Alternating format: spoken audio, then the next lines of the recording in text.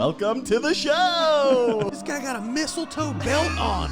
Gosh, that is bad. The whole plane smells like weed. Those were the days. It's a joke, you idiot. Looked in the mirror, I'm like, Good old innocent fun. Welcome back, everybody, to another episode of Troublemakers, the podcast where each week we bring on a guest and they tell crazy stories about their lives.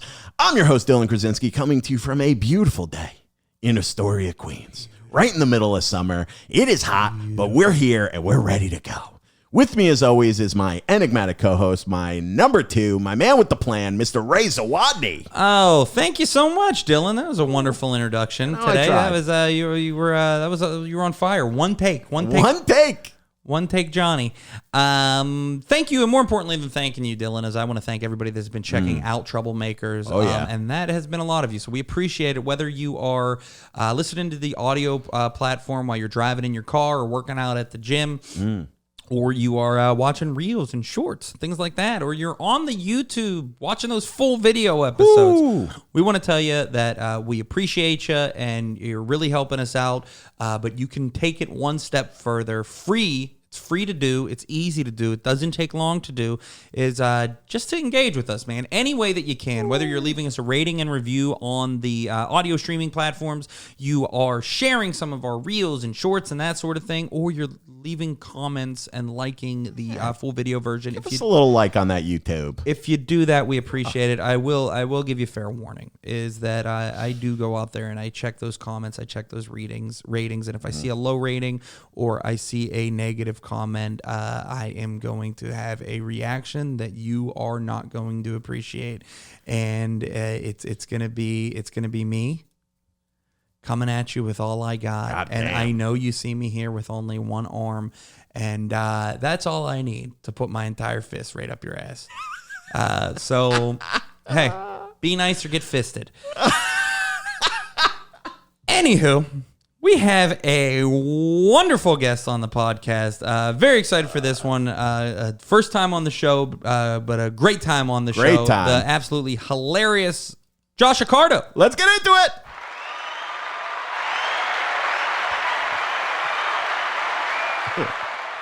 By the way, Josh, you got some fucking moves I've been seeing you on Facebook. Oh yeah, what was I doing? With your fucking dick popping around while you're throwing punches. You know what? I'm at this point, dude, where I'm like, I don't give a fuck anymore. Like, if I can make any way to make money and get people to look at me, beyond showing my dick. Did you notice your pecker was flopping around like that? No, I actually did. Dude, I think you sent that to me. Yeah. He goes, look at him. I said, big old dick Josh got a rod on him. You know what? As long as my wife isn't mad about it, I do. Yeah. It.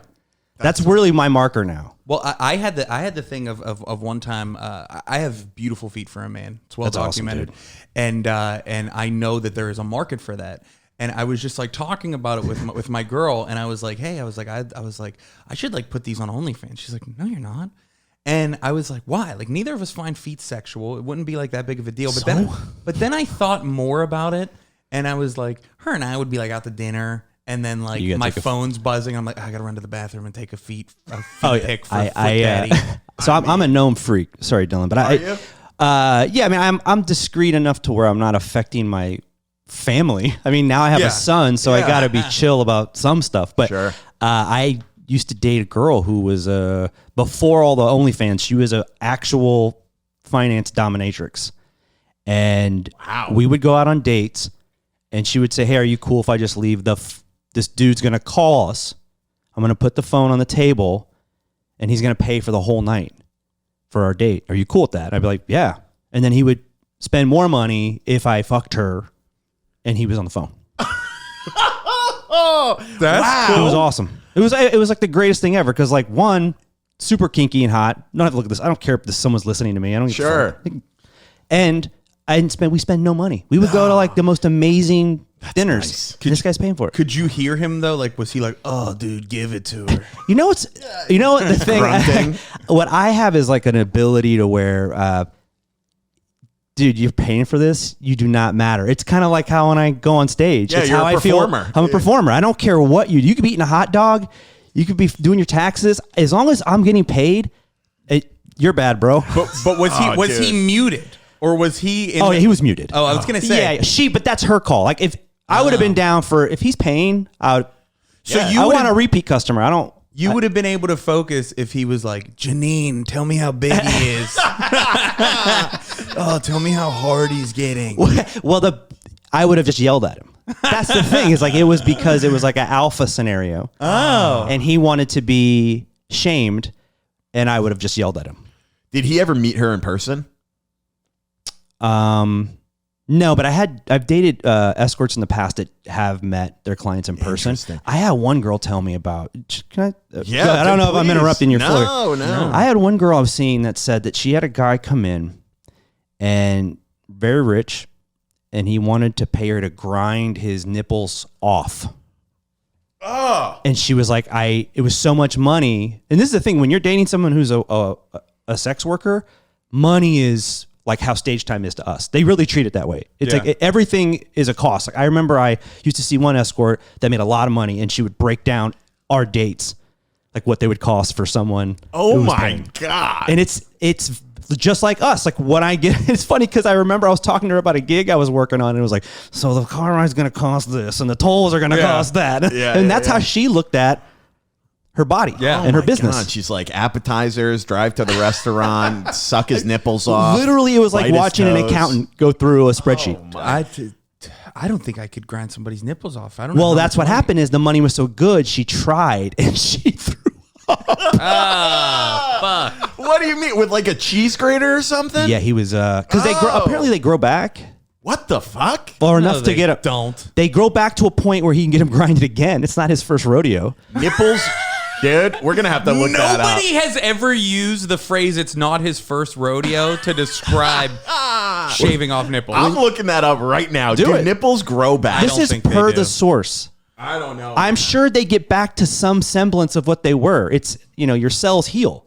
I bet they're never the same. Of course, they're not the same, but the sensation is probably there to a degree.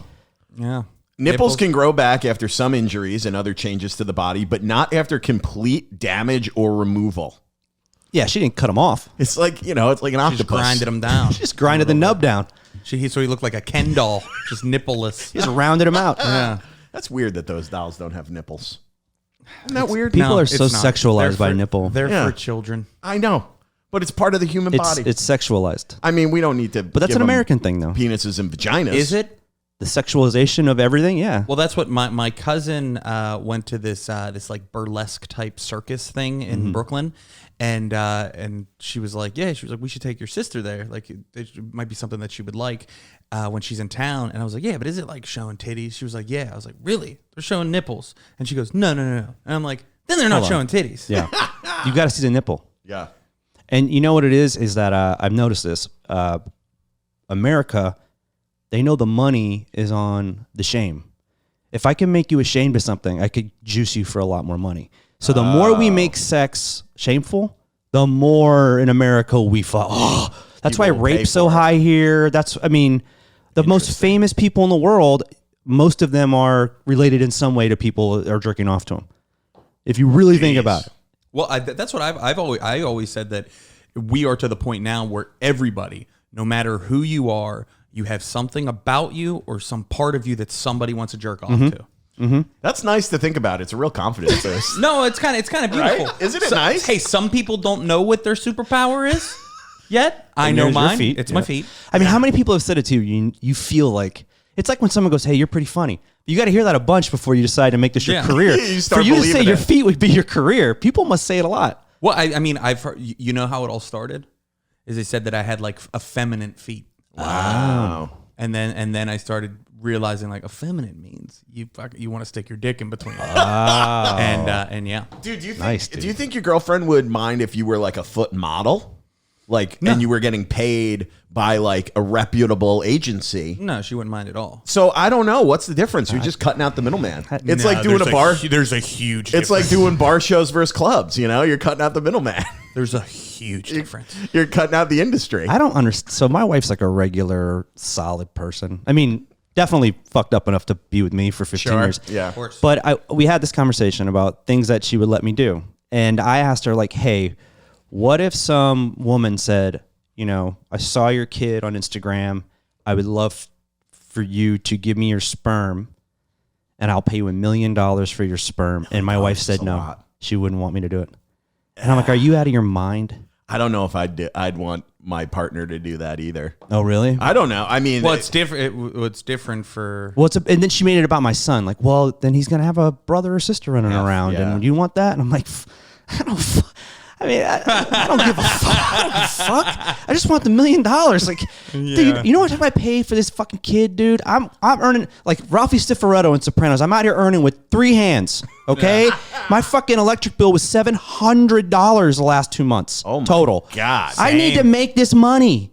yeah. $1 million for me to give some sperm? Come on. Yeah, I always just you think about it like how long is it going to take you to fire that load off? Fucking. I'll even edge myself for this woman. I'll give her I will edge myself to a point where I could take that cup to another level. That's very blue collar of you. Just putting it. Yeah, if you're paying me, you're gonna get Hey, top I signed shelf. up to do a job for this lady, and I ain't gonna cut corners with her. I'm gonna work hard. She's gonna get an 8-hour day load. That's my spirit. That's the spirit I got. God damn.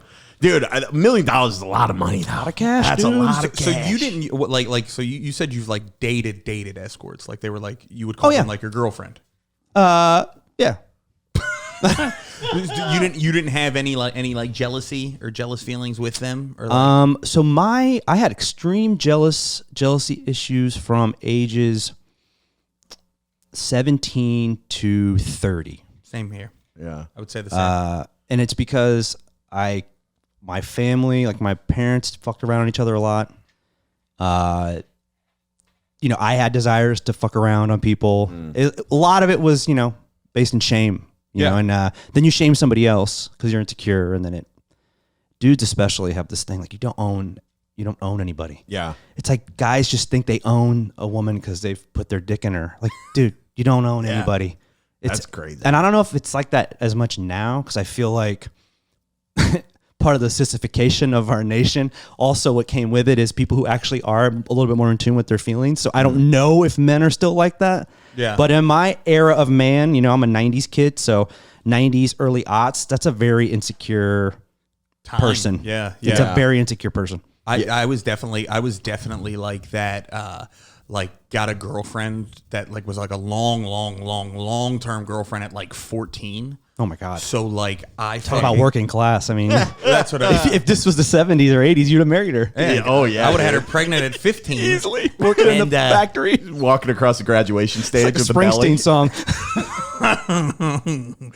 He was living in Pittsburgh. But it was a thing where like I was like cripplingly jealous because it was like that was like all I had ever It was your known. identity, and And- so much was wrapped up in it. And like now I am at the point where like I am in like a committed like loving relationship, and I don't have those feelings anymore because it is kind of like like if you put the effort in and somebody does something, you're just out. Yeah, Yeah. You can't, it's a loss. It's an L. It sucks. Fuck it. It would suck really, really bad. But it's also just like, I mean, like living like with jealousy like that. Like I had like the intense kind, Dude. where it was like I was like digging through shit. Like You might as well lock a fucking cannonball around your ankle and walk around with it all day. Yeah. Like that's the weight of jealousy. It really is debilitating. like I remember calling her. I'm in like my 20s and like early 20s and not getting an answer. And like my immediate thought was like, she's with somebody else. She's with somebody else right now. And it's like, dude, she could have been getting a shower, you fucking lunatic. I mean, the thing is like, yeah, that's one possibility of endless possibilities. Yeah. And then you're so wrapped up in one of them, and the logic never occurs to you. And that's the scary part. And in fairness, though, she like was with.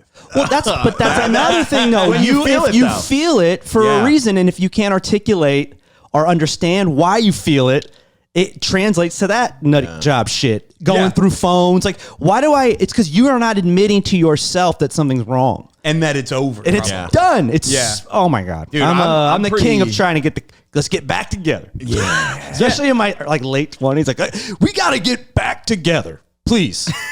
You can fuck me over a ton, and then after 3 months, I'll try to get back with you. Yeah. I'll make it work. Yeah. Dude, it's different. It's different now. I used to be. I had that jealous thing when I was in college. It was more, but I think it has to do with like the first person you're dating. I think a lot of it goes into that because it's like, oh, this is new. I'm in love for the first time. This is it. I'm getting married after. And then you realize like, oh, no, there's just, I'm so young, you know? And it kind of left right after I graduated college. For me, I realized it was when older men started to become my competition.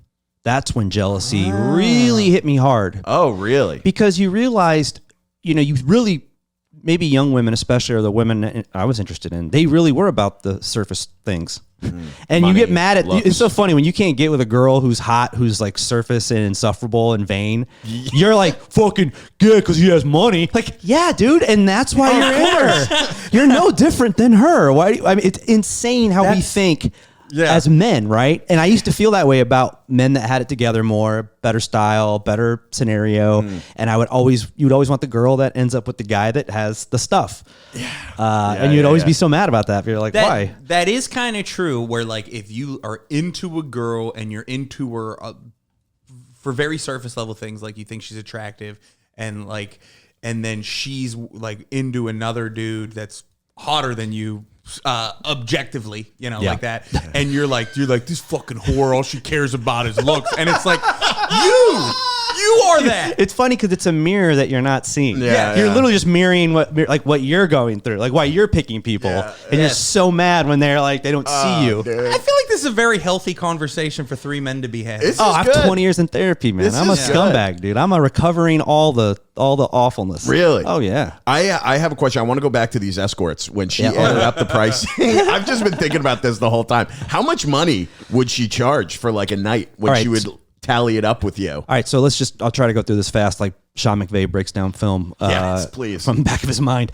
So you got to look at what your brand is, right? What your draw is. So I've had escorts that I used to date that were girlfriend experience off the radar. They didn't want anyone to know they were escorts. And if they were like model-esque, they would charge anywhere from $1,000 to $5,000 a night. Wow. I've been with escorts who are in the porno field, and they come a lot more expensive because they have notoriety. Yeah. If they do that, I'm not saying all of them do it, but it would be dumb to not. It's kind of like being a national touring comedian and not selling merch. Yeah. Yes. Like, why would you not be? Why are you a leaving that sex money on the worker? table? Yeah. Yeah. So those escorts can charge quite a bit for very little. Now you're talking like hourly would be like $10,000 an hour. Oh my God. That's crazy. So people spend a lot of money to be with beautiful women, and when you have like a beautiful woman rep and everybody wants to be with you, the money. Imagine what Jennifer Aniston would get. Yes. Oh my God. Like that whole Millions. that movie Dictator It would with have to be millions. that movie Dictator with Sacha yeah. Baron Cohen where he has like Megan Fox. It's like I don't doubt that that's based on some reality. Yeah. That's hilarious. Because I had a friend who used to go work in the Middle East, and they pay big money over there. Some baron or whatever they're called would fly in 100, working girls, smoking hot working girls. Jesus. But you can't go through customs with more than like 10 large. So they pay in cash. There was no, especially during this era, there was no like wire transfer. Plus, they don't want that on record. Fuck no. So everything's cash. So I forget how you do get all that money back, but I remember a friend of mine just customs took her money. Oh, that's Because she had too much on her. Because they're like, we know this is crooked. You're not going to come try to claim it. So they just it's like take a it. perfect crime, like to take that shit. That's why the government's like the greatest fucking criminals you've ever seen. They figured out every way to fuck you. That's why you got to now probably pay in Bitcoin. They probably just get honestly, crypto. jewelry. I mean, Jewelry. I like you explaining the pricing and that type of thing is just the way more sophisticated version of hearing my dad back in the day say, I've had $200 whores, I've had $5 whores, fuck, I've had $87 whores. And why 87? It was all I had. it's a good man. I've heard that sentence, that man tell that sentence far more times than I would. It's so funny because I come from a lot of people like that. Well, we talked on your on your podcast, Working Class Holes. Yes, thank you. For the plug. Nice Definitely plug. check that out. Yeah, but both of you are on the show. In fact, this week, I don't know when this airs, but whenever we're recording this, your last current. clips are coming out. Yeah. Dylan's. we talk. I think we got some similar wounds. Oh, dude, big time. You and I have a lot in common. I really Yes. bonded with you on that. Yes. You know. Where'd you grow up? Well, I grew up in San Diego, but what's weird about San Diego is there's like well, here's the number one thing. Let's just call this out. We have 4 Heisman Trophies winner within like 5-mile radius. Who are they? It's Rashawn Salam, Chicago Bears. Ricky Williams, Reggie Bush, and then Marcus Allen. They're all from like a. Technically 3. So I'm bragging. All running backs. Pretty much, yeah. All yeah, beasts. all running backs. Yeah. Damn. And I come from like a Marine like background where my grandfathers were Marines. My grandfather's Sicilian. My grandfather on the other side is Hawaiian. And then they got stationed in San Diego. So it's like a very working class little area of San Diego. And now that working class area has been eliminated because prices are so high to live there. But in the 80s and 90s, it was very affordable. Very, very working class. Yeah. Well, that's what. And you said, so was your dad military? No. So that's the thing is my dad was just a dude at 20 who got a girl pregnant. Yeah. That's just him. Yeah. So when you say stuff like that, I'm always like, those are always the dudes who are the most insecure Well, and jealous. Those guys who are always talking sideways about pussy and getting pussy and it's everything's pussy this, everything is like a object. Those are the dudes that fold. Like my dad, when my mom left him for another man, he folded. He got further into drugs, and I haven't talked to the guy in 20 years. Yeah. Wow. So, those are the dudes that lose it all over losing a girl. Well, because it's such a weird thing that they put like sexual conquest becomes like such a priority. Yeah. And like when they get to a certain age, it's like strange. Yeah. And also, like you said, it becomes your personality. If you don't have anything else kind of going on. Yeah. I mean, think about it. If you wrap all your stuff into comedy and then you can't do comedy, who are you? Oh, you won't blow your brains without out. it? Your whole identity's you know? been shattered. Yeah. It's funny because I used to think like that was manly, and I had that toxic trait where it's, because I was kind of ugly growing up. My teeth really fucked up. You're a good-looking guy. Thank you so much. I appreciate that. Yeah. We're all about building confidence on the It's like a Troublemakers really pod. supportive podcast. But for a while, I was like, if I can't, I want to sleep with the hottest girl. Like I could have the woman of my dreams on my arm, but I would drop that for the hottest girl in any room. I don't care if it was the grocery store or the comedy club, like any room. And I remember thinking when I had my son after 20 years of therapy and I was getting up with him every 4 hours to feed him and to do all that, I'm like, dude, this is the manly part. My dad was never around. Yes. No one gave me any kind of insight. I had to figure it all out for myself. And I thought, the one thing I learned from this guy is like fucking beating a guy up and tagging some trim. Like that's what we do. Trim. Yes. If I could get some good trim in here, then it will be fine. Like it was always trim this. It was always my trim that. God. My dad was always he was like, dude, his bit from fucking when I was like 5 till I was in my 30s would be like, hey, did you get any trim yet? And it's like hilarious when I'm 5 because God, I hope not. And when I'm 30, it's like, yes, man. Yes, I'm an adult man. gets Of real course I've sad. had some trim, Paul. One of my greatest moments of my life is when I was a huge sex addict from like mid-20s on. I was, for like 4 or 5 years there. I was really bad. Really? And it was when phones could start really, it was like when the first iPhone came out, you could really record video. And the way you said it is so funny. it was, Really, dude? I had a problem. I was recording when I had, one time I borrowed my grandmother's little camcorder. Oh my And I filmed and I left the tape in, and thank God I got it before she put the thing on. Yes. It was one of those ones that require like the mini DV you put in, like, giant camcorder. Anyway, so I making 70 styles porn. She's just turning it on. Be like, what is this? my favorite moment ever is like this dude who raised me to be this garbage bag of a man. I hit ultimate scumbag levels of fucking, and I had video some of it, and I had pictures of the girls. And I asked one of the girls, I go, hey, because she was texting me while I was visiting my father. Yeah. And I go, hey, I'm with my dad. And,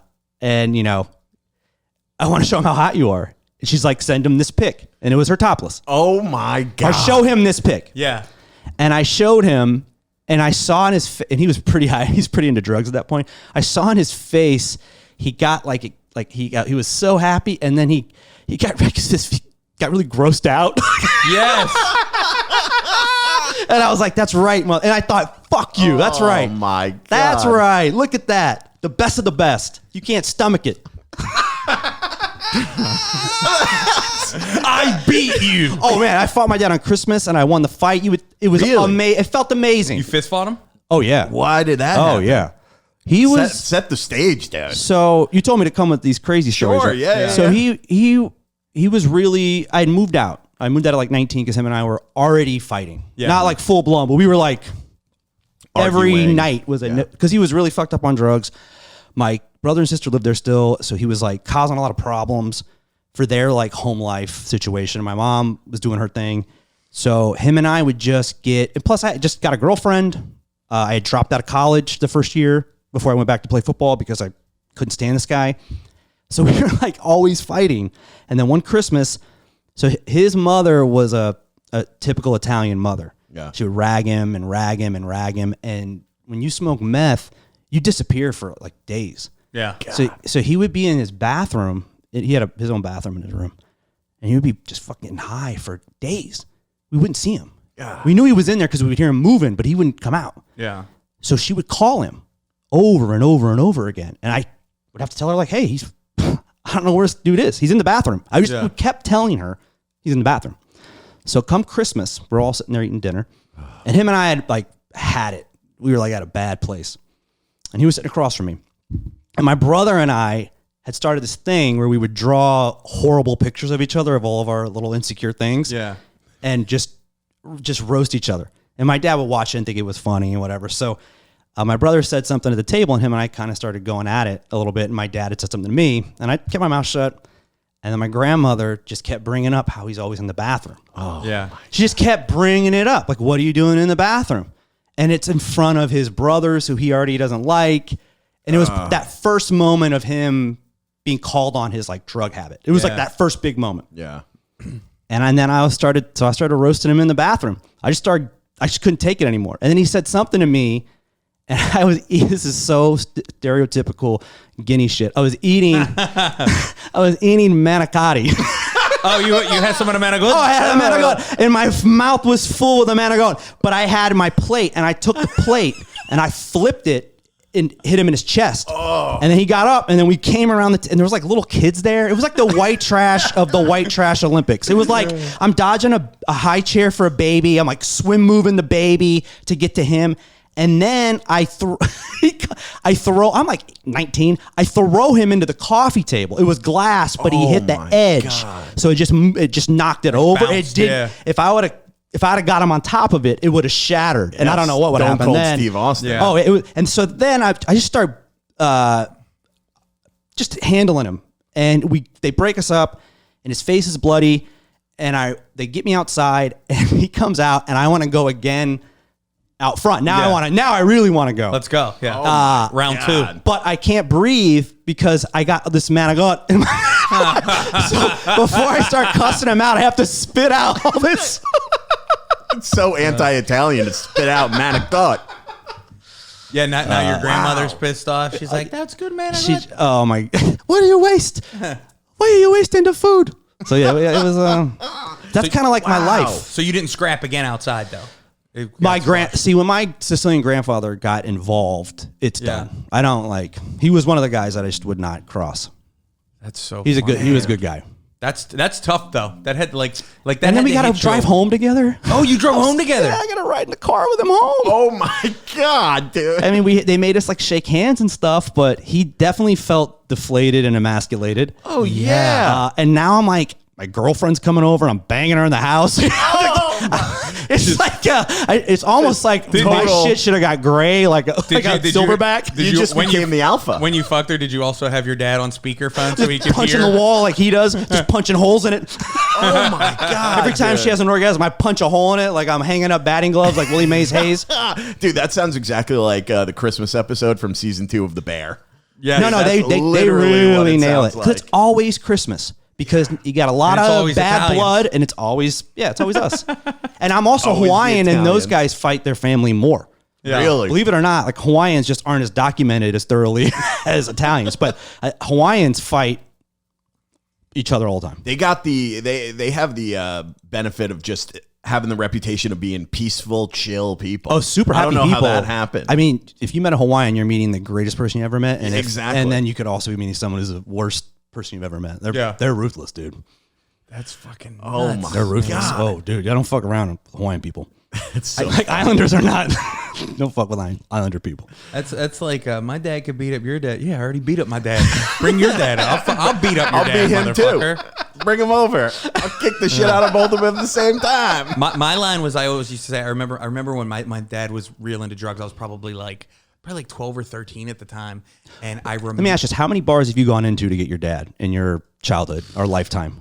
I mean, he lived right across the street from a bar for a while, so I'd be walking over there at like 5 or 6 in like my underwear and socks. Yeah, okay. And like going in to Really? get my dad. Like, yeah, these are the stories I don't usually tell on the podcast. They're not as entertaining. Well, I ask because that's that's like Yeah. I really relate to that. I mean, fortunately, and I guess a little unfortunately, when I was like 13, he moved to Kentucky for like until I was in like my mid to late 20s, and you know we kind of squashed everything before he passed. But I remember. Yeah, I remember you telling me that you got to do. well, I did I your don't. I'm never podcast, gonna have that. I had to do that on my own. I did your podcast like fresh after, like right after my dad died. Yeah, so it was just like a couple of years ago. But I remember he fucking stole this dude's tools and he sold them at a pawn shop and made money. And the dude found out that it was him, and he was like kind of a bad, like his nickname was Bear. So he was like, No. What a name. he was coming to kick. Never my, met a pussy named Bear. Yeah, right. He was coming to kick my dad's ass, and I remember I walk out. I'm going to school, and when I was staying, would stay between my mom and dad. I would go back and forth, and I'm coming out, and I notice he's sleeping outside of the apartment in his van, hiding from this dude. But it's also like, hey man, I'm in the apartment where he knows where you live. Yeah, dude. What are you using me as a decoy? This is the bait. So when people would be like, "Hey, like my dad could beat up your dad," I was like, "Maybe," but they'd have to find his van first. Seriously. Yeah, you gotta You'd have to get through me as a decoy. I remember a couple of years later, that dude got murdered. That fucking Well, your dad was just strutting on down the bear street, guy. Yeah, footloose and fancy free, out of his debt, and I remember claiming some. Well, I don't know what happened to him. Wink, wink. that's Don't what I'm come saying. fucking with me. All right. My brother was like, "Do you think?" And then we both just started laughing, like, "You know, our dad ain't that guy." he wasn't like a hard ass. Yeah, he just wanted to get drunk. Yeah, just my wanted to get God. drunk and party. Yeah. and So can relate. what was it like Hell yeah. after that Christmas with your dad? I moved out. Like, Okay. it's very soon after I had moved out. I had to. kind of really can't. I had to. Yeah. Nowhere else to go. And I stayed away. You should have made him move out. You're like, I'm the alpha of the house now. Seriously. I'm the big Get out. dog. Oh my Take God. a fucking walk. He's just packing his stuff. You're like, all right, hurry up don't make me angry again. Now, do you booze? I used to be a power drinker. Yeah. I had a big problem with alcohol. But the thing is with alcohol, and with me in general, and maybe you relate. I know more of Ray's story, man. You're a lawyer. You seem like a decent dude at one point in your life, and comedy just snatched your scumminess in a very wholesome way. I feel like Ray is like gritty in the way that he might relate to this, but I could not for the life of me stop drinking because it was so fun. So fun. Yeah, it's so fun. And every year I still made more money. I hustle pretty hard. Yeah. And every year I was like, why would I? And every year I was doing really well in the sense of like just what life was supposed to be. Yeah. You know, a long-standing relationship, great woman, great partner, you know, a life. I work out 5 times a week. Like I was doing the right things. And I thought, well, what's the problem? I'm hungover 4 days a week. So what? And then the pandemic hit, and I hit an all-time high with my power drinking. Like, it wouldn't be every night, but it would be, 2 of those nights, I'm drinking a half a bottle of Tito's. Yeah. No prop. Yeah. And no mixer either. It's just like 1 ice cube and let's fucking roll. Straight vodka's when you know there's something on the horizon, not great. Oh, yeah. And then my wife got pregnant during the pandemic, and it hit like the place where I had to like take You're it, like, take let's take get account rid because of I it. started getting really nervous, not just because I'm about to be a father, but like, even 20 years of therapy, adult survivors of child abuse meetings for 2 years. I mean, I've done it all to fix myself as much as I can. Mm-hmm. Thinking of raising a man, it was really nerve-wracking for me. Yeah. And the way you think because I was a power drinker and a partier, and my wife's very, very cool with me. We have such a great communication that if I was out till 4, as long as I was in communication, not a huge deal. I'm a comedian. It's like, that's not one of her things. She doesn't really give a shit about that. So I'd be out. And now I'm about to have this kid, thinking I'm going to still try to be this moron. And I don't know if a lot of men do that. And I thought I was above that because of the therapy, but there was a degree of it. And then once he was born, I tried to keep living the life. And I was doing it for 3 months. And I was so exhausted. I was like, what the fuck are we proving here? What are we doing? Dude. Like, there's no medal for this shit. I see my brother and my sister-in-law. I have 2 nieces. I cannot imagine being hungover and then taking care of kids. It's a 5 a.m. I wish there was like a thing I could have, like a medal. I wish there was some kind of like present I could have got, because I did it really well a few times, and then you're going like, what about all the times you didn't? And now he can't. I mean, he's a baby, so he's not going to remember this, but it's going to get to a day where, like your dad, where no one can talk to him on Sunday because he's hungover. You can't. He doesn't want to interact. He doesn't want to do anything with you. I don't want to be that. But that's awesome though, because that's not the realization that like everybody has. No. Like there was a there's like this I think proverb is the correct word for it that's out there. Not to get too deep. We're getting on deep. the We don't Troublemakers usually get this podcast. deep. Really? Here we Oh are. man. But it is a thing where it says there's 2 sons of an abusive alcoholic father.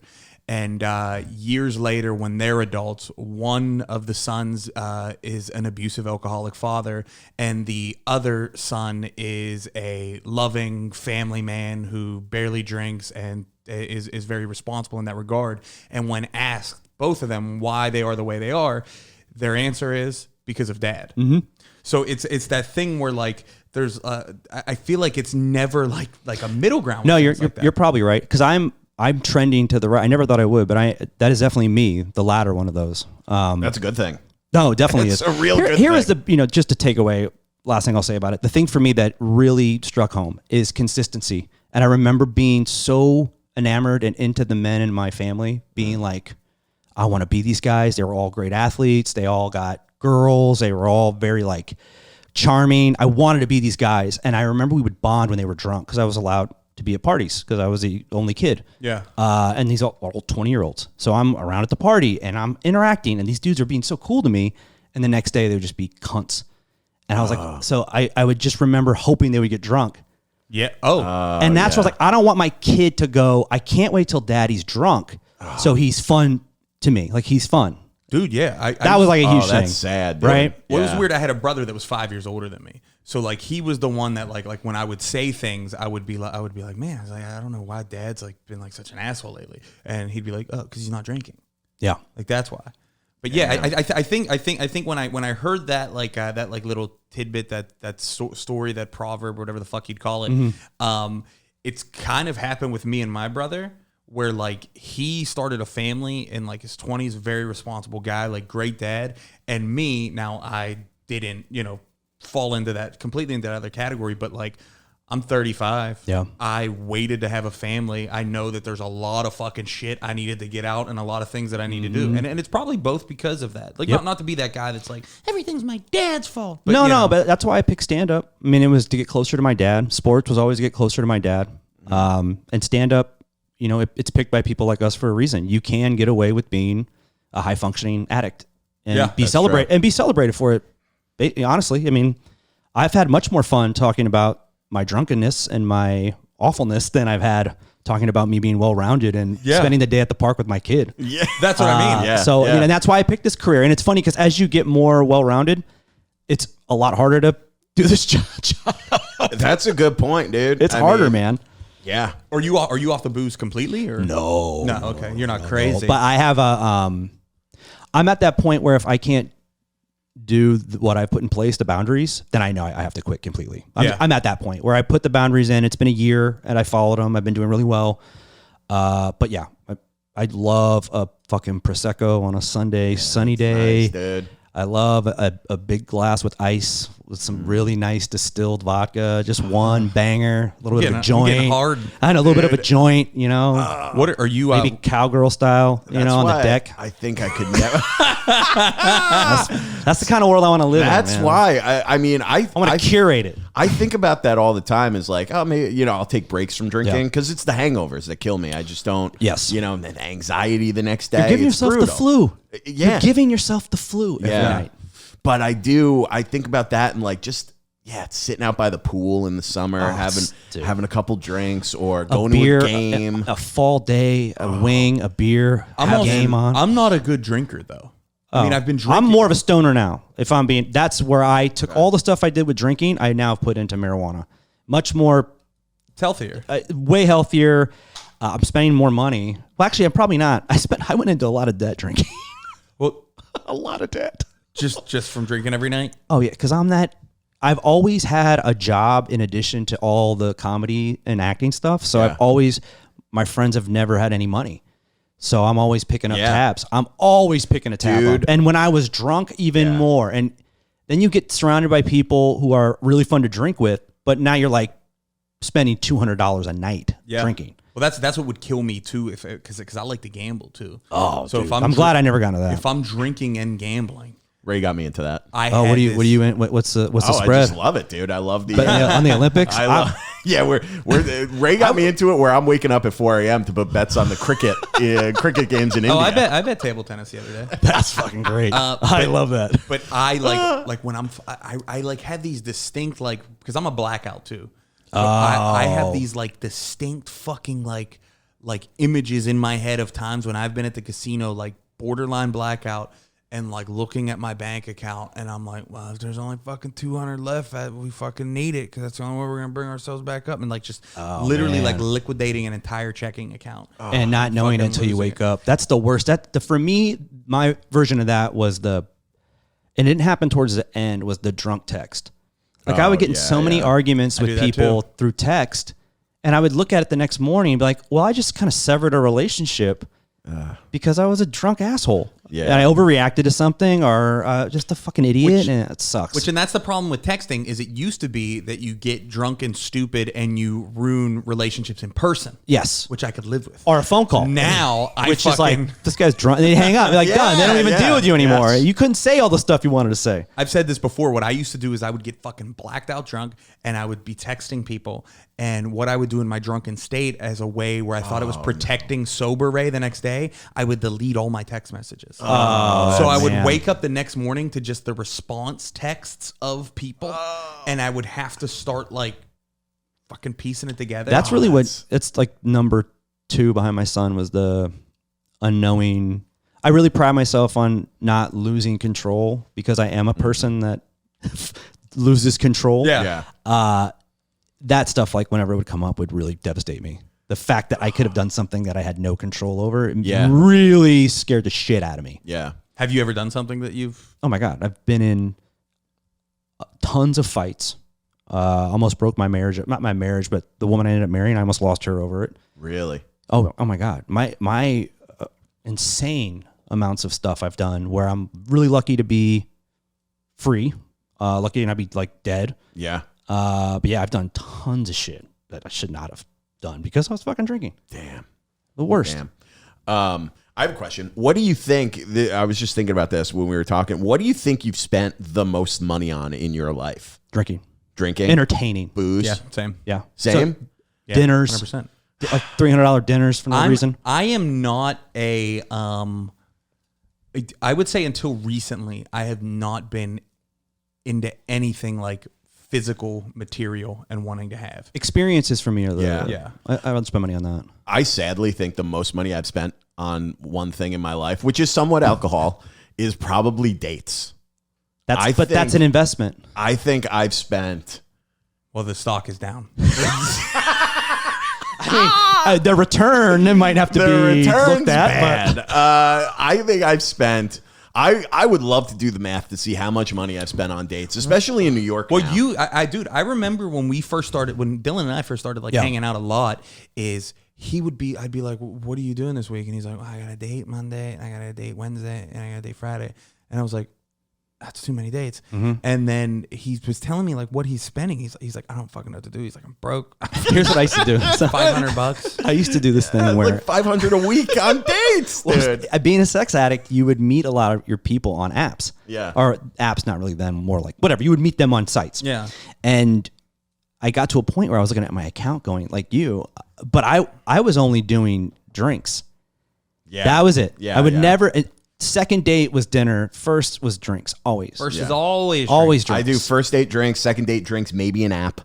But Third how are you date, spending $500 on dinner. that? Well, dude, you go to some of these cocktail bars. Here's you what get I like think. He's Captain Trendy. 3-4 drinks each, dude. All of a sudden, But the 8 trick drinks, is you it's go like, to the trendy bar first for one, and then have the dive know. bar near. I know. And make a fucking. And that's how you know they like you because they'll go to the dive bar. Yes. Yes. Yeah. And that's like, okay, she likes me. And there is always a little play too where you kind of say like, hey, this is fun. These are cool drinks, but like there's a great bar that I love. And yeah, you're probably not into like the dive bar stuff. You're kind of testing them. Yeah. Yeah. And then, and then they're like, no. You're like challenging. Well, you're And then they seeing take if like, the are you challenge. humble enough to go to a dive bar with me? And I like that when like cool chicks will be like, I love it. But also, if you're selling an experience, if you're like, hey, listen, this dive bar around the corner, they shot a scene of Sex in the City there. Like okay. it's really fun. If you want to roll to it, it's literally like a 2-3 minute walk. I love that there is like a handful of girls out there that are like talking now and they're like, oh my God, did you know that they shot a scene of Sex in the City in here? And then their friend's like, no, they didn't. No, I would never lie. I'm really into that kind of shit, so I would never lie about that. It is a great lie. The kind of stuff I would lie about is, I'm one of the guys who shot Bin Laden. Like that's one of those things that you used to be able, like, especially when I was in my 20s, like when that happened. I think I was in my 20s. You could really say if you had the look, like, don't tell anybody this. I fucking kill shot Bin Laden. Something says. I'd be at a VFW, the chick with the biggest tits, and that would be because what if she thought I was funny? Yeah. And I made you laugh by being an idiot, and now we're talking. That'd be great. That's it, dude. I used to tell there was a phase where I used to tell people that I was one of the Pittsburgh Pirates because we were so fucking bad and nobody really You do that with the White Sox now. nobody really knew what they looked like. And there were two brothers on the team, the LaRoche brothers. It was Andy and Adam LaRoche. So I'd be like, hey, I'm one of the Pirates. I'm Arnie LaRoche. I would just say a different like name. And would do it like if like a girl like even like looked at me for a second, I'd be like, yeah. I had an uncle say he was the Kool-Aid man to get pussy in the 80s. No joke. And he lived it. He lived it. In fact, he lived it so hard that he probably did get some pussy from it because my other uncles, his brothers, were so angry with him that they would go, "Fuck you, you were never the Kool-Aid man. Like, prove it." Because he would hold on to the lie. He would never break the lie. I love that. He was always, I was a Kool-Aid man. God, that's great. And he said he was a Native American driving the truck in Midnight Run. Was he? Was it? I mean, I'm even believing it years later. Wait, what? He looks a lot like the guy, and you Damn. never actually see the guy's face fully. that's pretty So good. either he's a master or he's actually in the movie. He's like a diabolical liar master or he's in the movie. It's pretty good. Yeah. My dad used to do he used to always tell people that he was like a trained like black belt and that he was the one that like taught Steven Seagal and like all this shit. And he would be like, I remember we were in a hot tub one time on like vacation in Florida and there's all these people in there and like a kid's in there, some guy's kids in there and he like Such a 90s thing, everyone in a hot tub. Now I'm so grossed out by that. Oh, In the no. 90s, you could live in a hot tub with another family. He throws. There was like, dude. It was like a big one. There was like fucking 30 people in it. So disgusting. And this little kid like throws like a karate kick, and my dad was like, "Oh, he knows Kiente." And the dad's That's like, the G-est addict move. And it's always alcoholics that know how to segue into lies. and like my dad like, and here's the problem. Is my dad would like think it was so funny to do and like doing it for like our amusement. And, you know, he's like talking and the guy's like, wait, you know karate? He's like, yeah. He's like, I actually train a lot of people. Master Z is what they call me. And he's like going through like the whole lie. And this guy's fucking just blindly believing him. He's like, that's It's crazy. that bar shit. When you sit at a bar for the majority of your life, you can figure it but out. my dad is sitting in this hot tub with a huge beer belly. He's fat as fuck. This guy's believing in it. So fast forward to years later, I'm at the Irish Rover in Queens, and our buddy Colin Chamberlain. I'm not sure if you've met Colin. I haven't before. met him yet, but I know Colin. he catches me talking to this old dude at the bar, telling him that I was a Boston police officer. And I'm just going there and like I'm making sure Colin hears all of this and everybody hears this. And I was like, yeah, man, you know, we got a lot of bad guys off the streets until I took one in the knee. And I show him like an old fucking scar I had from like falling as a kid. My God. And this old dude is just eating it all up because here's the thing. I found out that he was a former New York City detective. So I'm like, You just speak into the bass. Hey, let it ride. You know what's so funny about that? Is sometimes a man hands over wealth to his son. Sometimes he hands over a lineage. Yeah. You got handed the liar card. Yes. Like, son, you can tell any lie. I'm going to give this to you. I just got this like level, like this bit, like that has been his You bit can his whole commit life. and you'll figure out how to connect the dots Yeah. in a way that somebody in a bar would never question you. Yeah. Sure, if you went to an official office, you wouldn't be able to get It's through the not gonna door. work out. But any bar in this country, son, you can Also, find a friend. That's not a lie. That's just having fun. You know, you're just doing a bit. It's just a Man. bit. Well, it's a bit, but when you're an addict, those bits lead to you getting a free beer. Oh, Sure. yeah. So That was probably it's a way his of initial- life. It's a way of life. It's the same way of begging for money to get heroin. Yeah. In a bar, if you make somebody laugh, you're hoping someone buys you a beer. Let's get this guy a beer. I couldn't work this bit out, but I used to have this bit about how if Hitler would have bought my family around, they'd have been like, he's all right. Like that's how bad of alcoholics we were. If you bought us a beer, we're like, fucking guy's all right. I don't know. Oh, what'd he do? You never got mad? My best friend. I've heard you get cut off while you were driving. You said some pretty fucked up shit too, and I ain't holding that against you.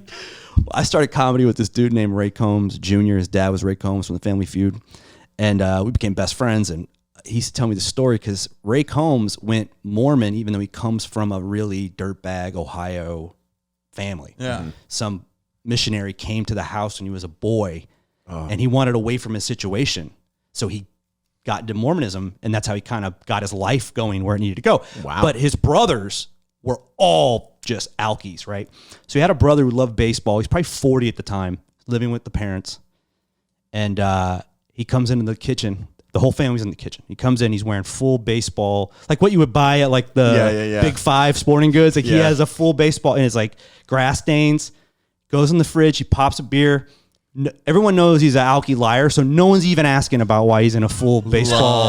Love. We're talking fucking cleats, stirrups, the whole nine. Yeah.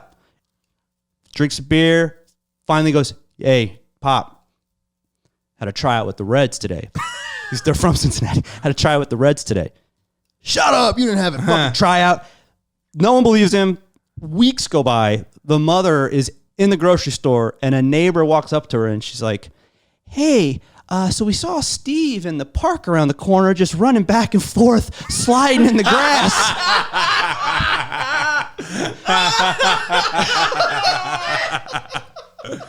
Oh, it's so good. Oh man, is that funny? Sliding in the grass, dude. Just full on Pete Rose in it in the Holy grass. shit. There is nothing better than when you know somebody wants to tell you something or wants you to ask about something and you just don't Let do them it. suffer. Oh, no selling. It's the best. I'll never do it. I will never do it. If you came in here wearing a tuxedo and just you never would be bring like- it up. And you know how they'll do things? They'll be like, I gotta leave at like 5. If I leave at 5, Put in their cufflinks. yeah. Hang on, let me just adjust my time. They're like, I gotta keep my phone on just in case I get the call. You're like, okay. And then you just go back to it. be and made. they're like, Anyway, yeah, they gotta give me a buzz. So if I have to run out of here when I get the call, the call. You guys all know the call. I'm not even gonna explain the call. Yeah, fuck that, dude. You're going to die with that. Yeah. Never. I'm not invested Even if in you that. start telling, I'm gonna, no. I never want to know. yeah, like, so anyway, dude, what do you think about pizza? You like it? What the fuck? Oh, that's so funny, dude. Oh my God. I mean that's always that was one of my favorite things on Facebook is when Facebook was like, I would say right when it was becoming fucking dog shit, is you would get a lot of like people that would post those vague things where they would be like, sick of all the bullshit with these fake ass people. Oh, yeah. I Just to hate just to that, try dude. to get you to jump on their misery train. Like, now I got to know who are these dude. people. So I remember this is 2016. So the reason that I say the date is so that you know that it's a different time when you can make this joke. And I remember me and my buddy are fucking just getting drunk at our old place, and I post on Facebook. I'm like, how funny is this? And it was like, damn, I guess you know who your real friends are. Sick of all the fake bullshit. And I post it like with a bunch of emojis that are like, you know, it's like 100 emoji and like all this shit. And like literally did it because of this dude shit that I used to see that used to make me laugh so hard because he was like such like a drama king. And then I start getting, he's the first one that comments. And he's like, damn, bro, I feel this shit, man. DM me if you want to talk about it. And dude, it's getting taken so goddamn seriously. And I go, hey, let's make a little bet while we're sitting out here to my buddy Mitch. I said, Mitch, if it gets over 60 likes, I get to write your Facebook status right now. And then he's like, okay. And I was like, if it doesn't, I was like, you get to write mine. You know? Oh shit. So bad news. It's like fucking 200 likes, dude. And this was at a time like when I really wasn't like pushing for social media. It was when it wasn't like, you know, I probably should have been. I'd be in a better spot in my career right now. Wow. But we fucking, you know, we like we're just like dying laughing at all the comments. Finally, it hits it, and I put I write his status, and it was something like, hey guys. Appreciate all the support. So I have my appointment to get my transition, blah, blah, blah, blah, blah. So it was like, hello, Michelle Stutz. And then I had a website that it was like donate to the GoFundMe of it was like lady, his last name is Stutz. It was ladystutz.com. Oh my god. And we're God, just, and he didn't even give a fuck. We're just losing it laughing. Oh, dude. When people are trying to give And him money. it's like a working class dude like you. Yeah, So his friends and his family are all like probably not cool with that, especially back then. Not cool with that scenario. It said something like, if you can't donate money, just donate love and support. Oh man! Holy shit! And still to this day, like he'll text me when he gets the like memories. Oh, it's so and good. he'll be like, "Do you remember this fucking 10 years ago or whatever?" It was? Oh my god! Oh, I love that, dude. I used to hate that shit, dude. When people would post like, "Such a terrible time. Don't even ask," and it's like, "Shut up, dude." They'll do it with deaths. Have you ever seen the one where somebody does it with deaths? Like, man, I can't believe we lost. So dudes do that now because dudes are the new female. Like dudes want a more emotional attention than I've ever seen in the history of masculinity. I mean, it's insane how bad a lot of young men need someone to care about their feelings. It's fucking stupid. Do you know why? No. Because now it's acceptable for us to get it. Okay. So but it's a work. I think but they that's just my wanted it in problem. droves. It's a work. Oh, I think it's lame as fuck. Because they're working, hoping either the girl they have a crush on inquires, or some girl or someone will engage. It's a work. Because all dudes, I mean, most of us are not emotionally intelligent anyway. So for us to even want to harbor those feelings and put them out there, unless it was a work, wouldn't happen. It's very annoying. And what's worse now is like, just say who it is. If it's real, just like, let's say it. Let's just let it out. Say who it is if it's real. I mean, every time I posted something on Facebook that isn't a comedy clip or something funny, it's probably to get someone's attention. Of course. You know, I'll admit that, dude. I'll admit it. Of course. You probably went, why not? hey, you spent $400 on 3 cocktails. You better get some attention out of a post from somebody you dated. I know for a fact that he does it just for attention. I know. And you know the woman behind it. Like, oh, it's probably the dark-haired Polish girl he took out the other day. Well, I do. Oh, dude, a dark-haired Polish girl. That's nice, what's that. dude. Yeah, those are unicorns. Unicorns in the community. Yeah, they. But it is just a thing where I have this like, and tell me what you guys think about this. Is that like I have this contradictory thought on things like that type of attention and things like being like so like upfront to talk about like therapy things, because I come from like this blue collar like hardened like thing, like where even like my mom, who's a sweet lady, I love my mom to death and she's always so supportive, but like still when I'm like, man, I'm feeling depressed, she's like, well, just work on something, figure it out, you know? Like, and then the other side where I'm like, yeah, I know this shit is like, there needs to be a balance, and I just feel like there's never been, and I feel like people find it really hard to find that. Let me ask you this: Do you find this happening to you? Because it's happening to me now.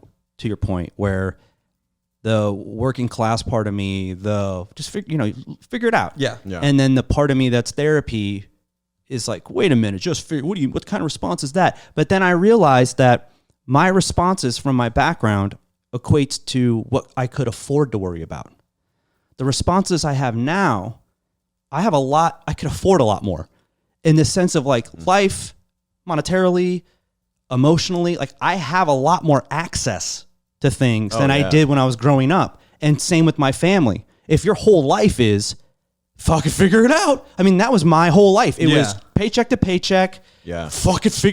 Well, don't pay that one so we could pay this one. Everything was fucking figure it out. Everything was chaos.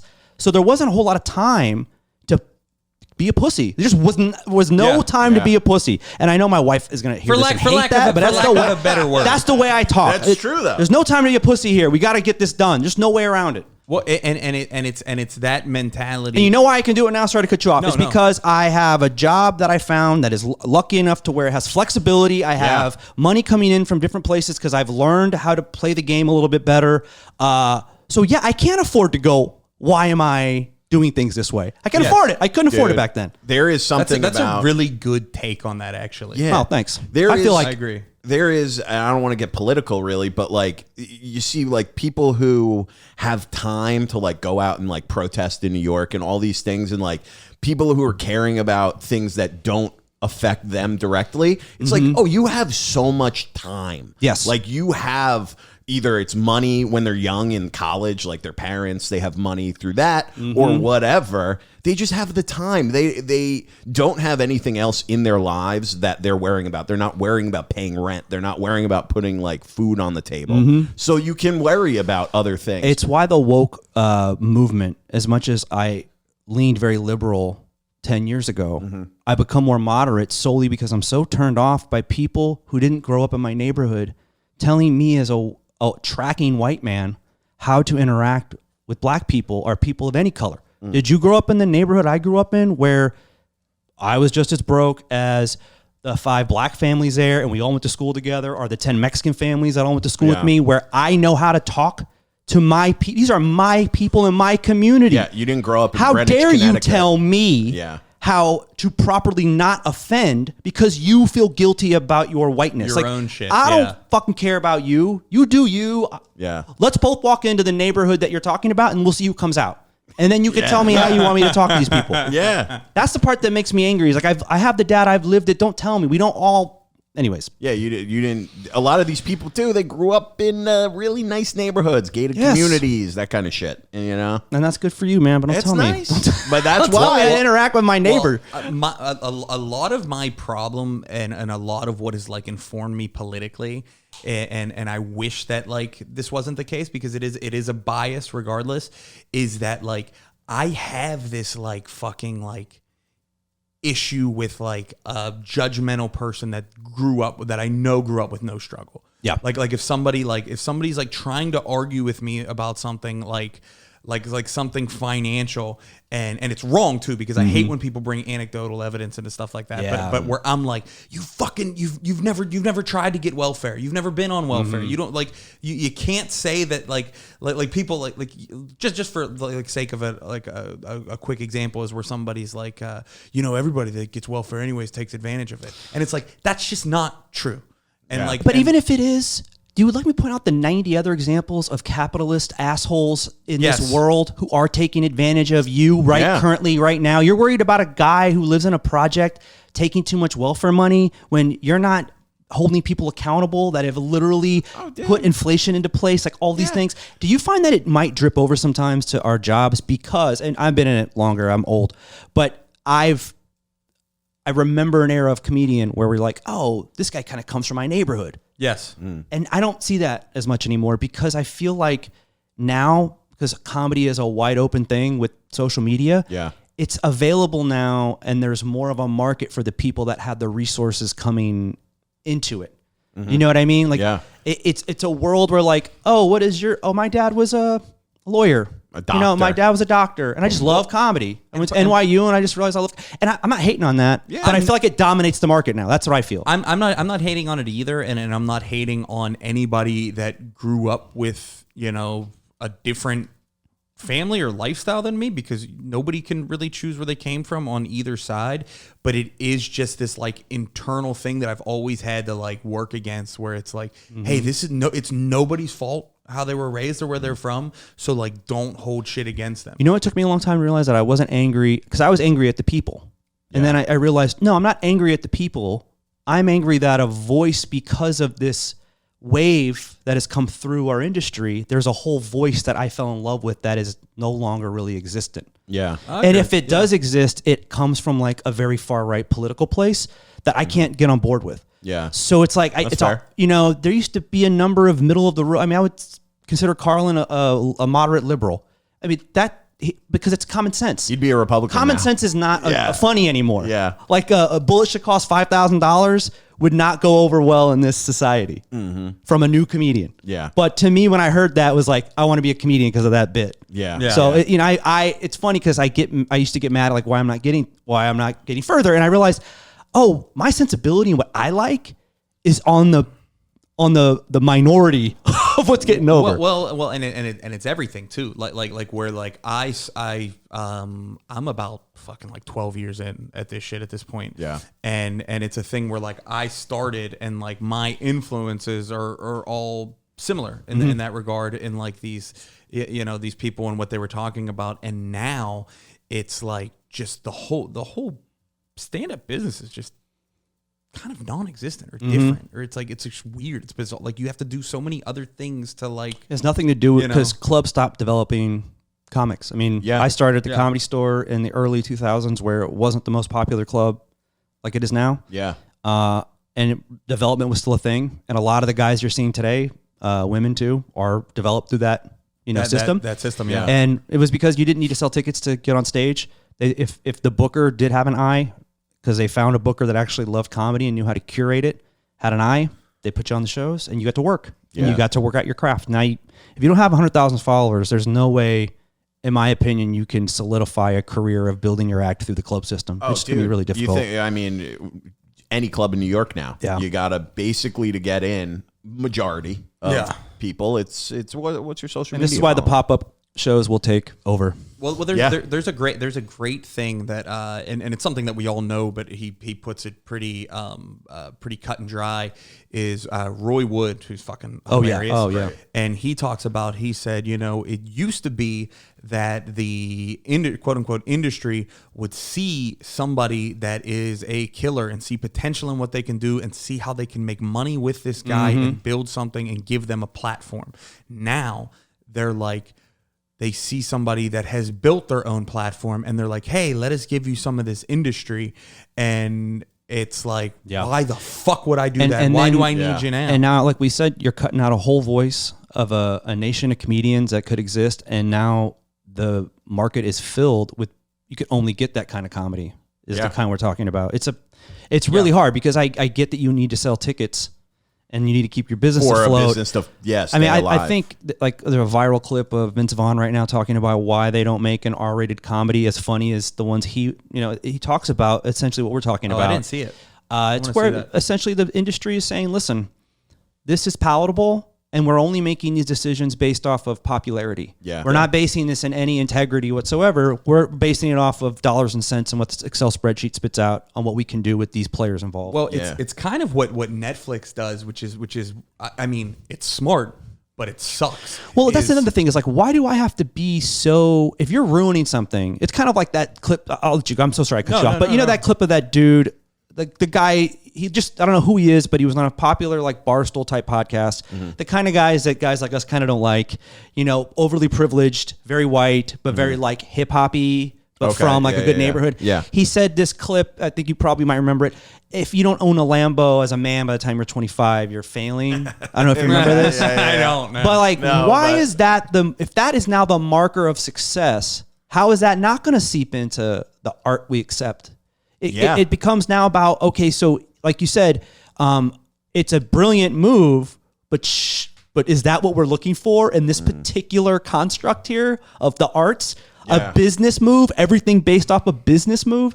Yeah. I don't know. Well, that's that's what that's how Netflix like those Netflix original movies and that type of thing. Like that's how they created them and greenlit a lot of things. Is where they would when they had like mostly like not that they looked at what was being viewed the most. So like if they see like Billy Madison's being viewed a lot.